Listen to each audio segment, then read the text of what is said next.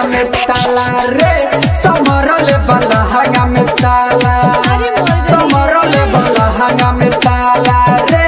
तमरले वाला हंगा में ताला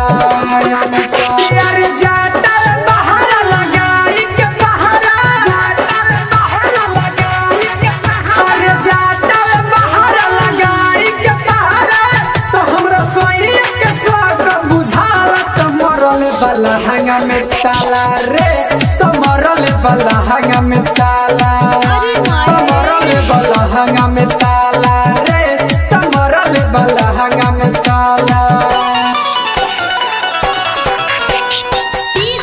आप सुन रहे हैं जीके म्यूजिक एंटरटेनमेंट की धमाकेदार प्रस्तुति। मिठू राजा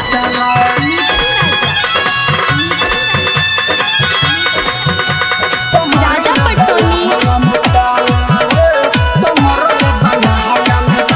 घर से बाहर गइल कोई देले बंद हो देखल ले काहे यारवा के संग हो देखल ले काहे यारवा के संग हाथ में हाथ डाले घूम रही साथे देख के भातर अंगूरी लगले काटे जान गइल सच्चाई हम कैसे बचाई हम कैसे बचाई तू जान गइल सच्चाई हम कैसे बचाई तू कहे हमर माला दोसर के हु खाला तमरले वाला हंगा में ताला रे तमरले वाला हंगा में ताला तमरले वाला हंगा में ताला रे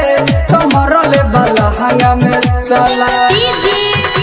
तमरले वाला हंगा में ताला रे मिठू राजा तमरले वाला हंगा में ताला। आप सुन रहे हैं जीके म्यूजिक एंटरटेनमेंट की धमाकेदार प्रस्तुति। राइटर उजैन जी के मिले नचैन हो गुडू रंगीला रहता रे बेचैन हो सनद परे में कुछ नहीं बुझाला नीति से दीवाना जान गइल बारे हाला तर केतना छुपाई केतना लुकाई केतना छुपाई केतना लुकाई यार केतना छुपाई हम केतना लुकाई कैसे भइले तोरा टाइट जो बन ढीला तमरले वाला हंगा में ताला रे तमरले वाला हंगा में ताला